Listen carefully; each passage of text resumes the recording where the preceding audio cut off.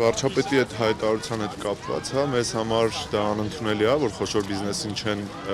սուբսիդավորելու, նախ սկսեմ նրանից, որ ընդհանրապես այդ սուբսիդավորման երևույթն է անընդունելի, բայց այստեղ չեմ ուզենա նաև թույլ կարծիք լինի, որ մենք խոշոր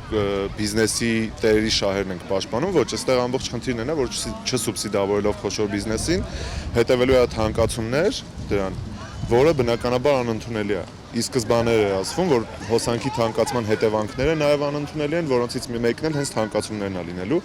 Այդ իսկ պատճառով բնականաբար չենք ընդունում այդ հայտարարությունը ու դրա դեմ նաև տարածել ենք ինչ-որ բան։ Խնդիրն է նա, որ եթե սուբսիդավորում են բնակիչների համար, ինչու՞ չի սուբսիդավորվում բոլորի համար, որովհետև եթե թանկացումը կասկածի տակ է դրվում, իսկ եթե հայտարարվեց աուդիտ, ուրեմն կասկածի տակ է դրվում այդ թանկացումը, ապա ոնց կարող է կասկածի տակ դրվի բնակիչների համար, բայց գործարարների համար չդրվի։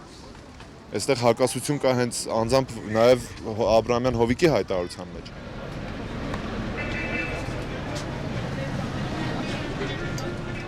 Սա իրազեկում է սեպտեմբերի 1-ի հետ կապված, դրան ընդառաջ մեր բնակչությանը կիրազեկենք, որ հավաք է լինելու, որպեսզի մարդիկ գան, որովհետև ամսի 1-ի ժամը 4-ի հավաքը խիստ կարևոր է բոլորի ներկայությունը։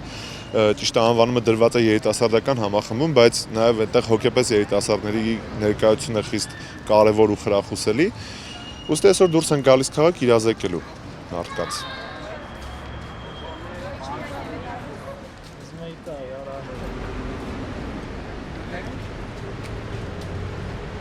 Ապակի վազդի տախտակ հասկացանք, բայց ներսից, չէ, բայց կանոնակարգ կա, որտեղ գրվում է, որ ապակու դրսից չի կարելի, ներսից կարելի է։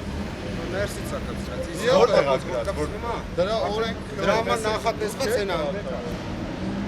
այդ օրենքով է կարգավորվում։ Հարցական ձեռնախախտ։ Չէ, որ օրենքով չի կարելի։ 170-ը։ Ուտե գրածա, որ ապակու վրա չի կարելի կպցնել։ Կոնկրետ գրած չի, այլ հասարակական հասարակական բառը որը արդեն ստեղ խախտում է։ Ոչ, սա գովազդի տախտակա։ Այո, սա գովազդի ներսից է, չէ՞։ Բայց որտեղ է գրած, որ արգելվում է իր ապակու վրա։ Ինքը գովազդի տախտակա, որը գովազդի համար է նախատեսված։